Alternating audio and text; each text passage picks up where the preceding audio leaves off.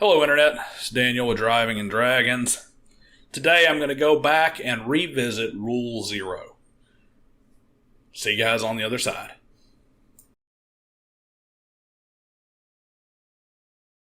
So a while back when I started my channel, I did a whole series, several different episodes on Rule 0, how to use it, how it works. Of course the audio was not so great on those, want to improve that a little bit. And the Rule 0 topic has come up kind of in a big way on Twitter and Facebook and in the YouTube community, particularly in the OSR realm of things. Not as much in the basic tabletop role-playing game sphere, but it's become a big thing, big point of contention and a big point of discussion in the OSR. So I figured this would be a good time to go back and maybe rehash some of what I think of when I think of Rule 0.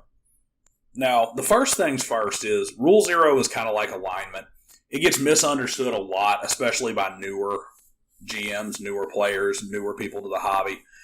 It also, its history kind of gets muddled a bit too. So let's start off with something. You'll hear people say things like, oh, Rule 0 didn't show up till much later, or Rule 0 wasn't even really codified until 2nd edition or 3rd edition, or, Dungeons & Dragons didn't have a concept of Rule 0. And a lot of these stem from things like there was no explicitly stated, broken out, this is what it is statement in some of the early books. But the reality of it is that the origins of Rule 0 go back well into the 70s. In 1974, Dungeons & Dragons, the original Dungeons & Dragons, described itself in its own rule books as a framework around which you will build a game of simplicity or tremendous complexity, and that you have to have your own thoughts into it. It's very explicitly stated, and of course Gygax was never parsed any words on that to start with. I mean, in Chainmail in 1971, the precursor to Dungeons & Dragons, he said the rules may be treated as guidelines around which you form a game that suits you. Then you have several other places like Modern War in Miniature, which was in 1966. There is only one rule to our war game: simulate reality. Statistics and tables are designed to help the player in the task. When they get in the way, if they ever should, then you should discard them. And then that's a miniatures game where rules, because you're playing against another player, where rules are extremely important. You start getting into true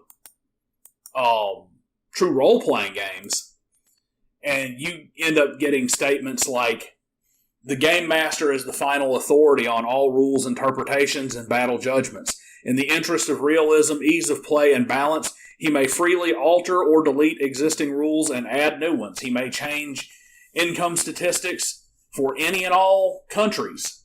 Insofar as possible, players will be given the opportunity to vote on a major rule changes. Suggestions by players on how it will improve the game will always be welcomed. These rules make no pretenses to the completeness or covering every contingency. That is why there's a game master. That was actually the GM's cloak from the campaign 1974 rules. You start getting into more and more, as it goes more and more role-playing and gets further and further away from miniatures. You start hearing things like, take those portions of the rules you can use and ignore the rest. Like any system, these can only be guidelines. Use them as you will. Which was from RuneQuest. And at the end of the day, what it comes down to is Rule 0 is not just the game master gets to make rulings. Gary Gygax was very clear on things like, if you find a rule that is silly or otherwise doesn't suit your table, remove it, change it, delete it, however it can be. So homebrew, first off, homebrew is Rule 0. Homebrew is the ultimate exercise of Rule 0. That is where you say, I am making an overreaching change to everything. It's not just a judgment on a rule. I am changing everything from the start, whether that's I'm going to borrow a system from another game, or whether that's I'm going to make a ruling. Like, for instance, when I played 3rd edition Dungeons & Dragons, it was a standing homebrew rule at my table. I used Rule 0 to say that the keen magic weapon ability and the improved critical feat stacked. And the reason I did that is because, to me, I said it makes no sense. One reflects a magical property of a weapon that makes it more deadly. The other reflects a wealth of training and expertise with the weapon that doesn't go away just because your weapon is better. So I made those stack when originally they didn't. That is Rule 0. Rule 0 covers everything that is not written into a book that is a decision of the game master. So let's get that out of the way, because you got people who will say things like homebrew is not Rule 0, or they'll say that Rule 0 didn't exist in the beginning, or they'll say that Rule 0 only applies to judgments. And one thing that it big comes into is the nonsense of there should be no use of Rule 0. The absolute nonsense of rules is written. Okay, I've got one thing for the rules is written crowd, guys. In almost every single book that has ever been written for tabletop role-playing games, some version of Rule 0 is explicitly stated as the beginning and ending of everything. That's it. It is rules as written. The game master gets to make rulings, change, discard, or get rid of rules out of the book to suit that table is 100% a rule as written. So you can walk away with the idea that rules as written means no homebrew rules, means throwing stuff out, means the dungeon master has to do everything explicitly by the saying. This is what this comes from. It comes from a MMO RPG mentality, all right? It comes from the video game mentality of this is how I build the best of this, and I use this set of feats and this set of skills and this set of character classes and this set of racial modifier bonuses and this set of that and this set of that, and because of the way this rule works, I can make this particular thing happen that is totally unrealistic and game-breaking. You can only break a game if you have a game that is inflexible. So I want you to think about that. Think about, you have a glass pane. Part of the reason glass breaks so easy is because glass is so rigid. All right? You can break glass. You can't break silly putty. Okay? You can't break a gel, because it morphs and it forms and it changes and it dresses like rubber. Rubber is very difficult to break. Why is it very difficult to break? Because it's not rigid. So you can only really break a game that is built on very, very rigid rules. And you see this in video games and stuff all across the board. Why?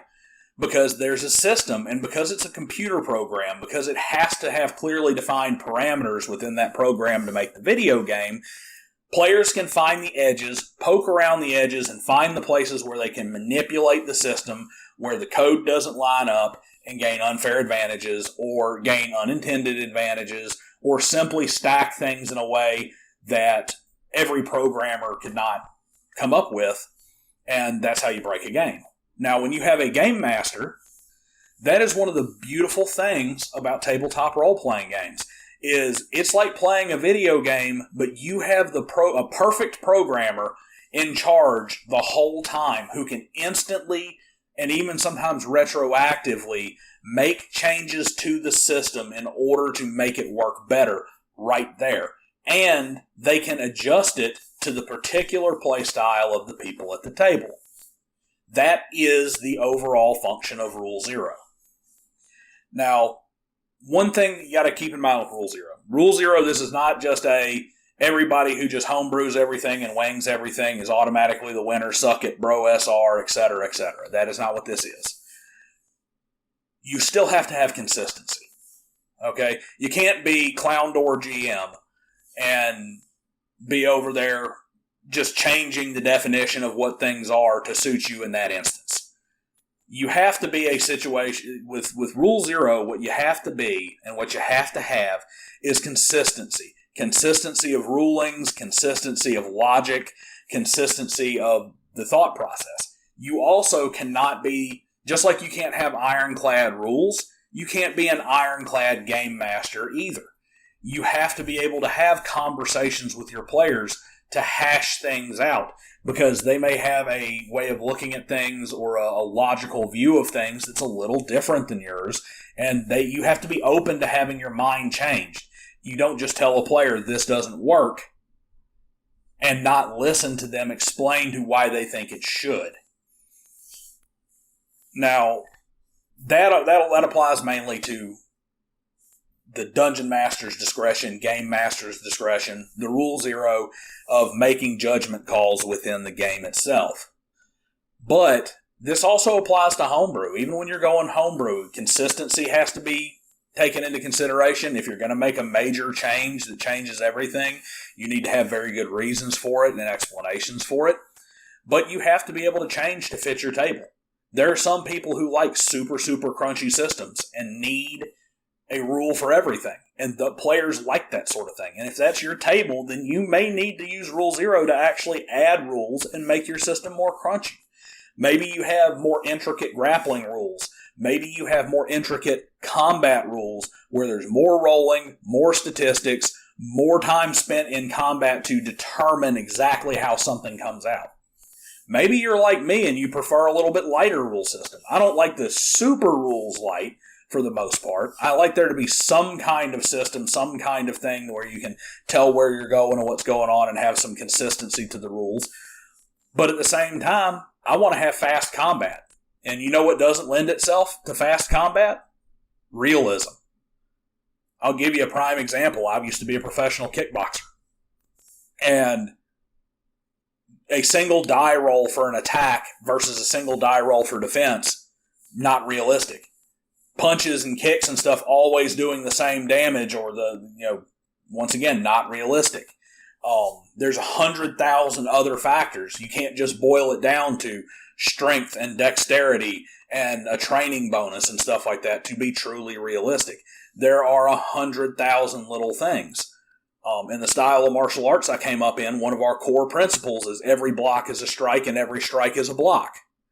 So when I'm blocking your attack, I'm also attacking whatever limb it is that you're attacking me with. Where's the HP damage for successful defense where my block causes bruises in your arm or bruises in your leg and slows you down? Where is the change in initiative that comes from how much damage you took or how hard you got hit? Where is the factor for sweat getting in your eyes, blood getting in your eyes, blood loss causing you to get a little weak? Where are all these factors? I could Rule Zero every last one of them in there and have every single attack be resolved by 15 or 20 rolls. And it would be hyper-realistic once everything was built out as far as the chaos that is combat. It would also be an extraordinarily slow and boring game. So those adjustments, there's a sliding scale there that you have to have for your table. And that is a function of Rule Zero. There is no game designer on this planet, no matter how good they are, who can make a perfect game. Now, we're not going to go so far as to say, well, every game is broken. That's wrong. Every game is not broken. There are some very, very well put together games out there. Very well designed games. I do not like 5th edition Dungeons & Dragons. 5th edition Dungeons & Dragons, not my cup of tea. Don't like it. Don't like much about it. But you know what? It is a well-designed game. And as a well-designed game, I would say D&D 5e is not really broken. It does what it's supposed to do, and it does it rather well the way it's targeted and the way it's marketed and the way it's built. However, Rule Zero is what adjusts that game to be better suited to the people at the table, better suited to the story you want to tell, to the way you want to game, better suited to the fun of everybody at the table, and better suited to everybody that's around you. And just because a game is not broken does not mean that it cannot be improved. My car is not broken. I can improve it by putting a supercharger on it. I can improve it by putting better tires on it, better brakes on it. I can improve it by putting in a new stereo system. It's not broken, but I can still improve it by taking something that's a little better from somewhere else and putting it in. That's the same thing that happens with Rule Zero. Because Rule Zero encompasses Think of Rule 0 as negative space. It encompasses everything that's not in the picture. All the space between lines, the space between colors, those blank areas in a picture. That is Rule 0. That's where Rule 0 exists in tabletop role-playing games. It is the blank spaces between the rules where you adjust and move the boundaries to get a picture that is better suited to your table. So, when I look at this, I see two equally foolish ideas out there. And even worse is I see more attempts to, instead of attempts to understand and adjust and evolve, I see more attempts to try and dig your toes in the sand and get to the idea that you already had. Too many beginning with the conclusion in mind. People who say that Rule 0 needs to be gotten rid of entirely, that Rule 0 is cheating, that Rule 0 is bad gaming, that everything should be exactly the way it's written in the books. There's never been a tabletop role-playing game designed in this world that had any level of success or sales that was designed to be played that way. Dungeons & Dragons was never designed to be played that way. Traveler was never designed to be played that way. Call of Cthulhu was never designed that way. Gumshoe was never designed that way. Cyberpunk was never designed that way. None of these games were ever designed for you to explicitly do exactly what's in the rule book with no deviation. If that was the case, there would be no need for a game master. We would all just sit down at the table and say, we're going to play Dungeons & Dragons today, and walk through and find things. Everything would be done by random tables, and everything would be explicit the way that it's written in that table in the book. You would get an adventure module, we would read it as a group, and we would say, okay, I'm trying to unlock this door, so let's go ahead and see what the lockpick number is, etc., etc., etc. There would be no need for a game master. So, the people who are trying to say rules is written, first off, you're wrong. Rules is written includes Rule 0. Rule 0 is legitimately Rule 1. It's Rule Alpha and Rule Omega. It's the first and the last. And all of these systems all explicitly state it somewhere in their material that the game is to be altered and changed based on what's needed for the table, what's needed for the group, what's needed for both in terms of preference and in terms of adapting to situations that are presented within the game.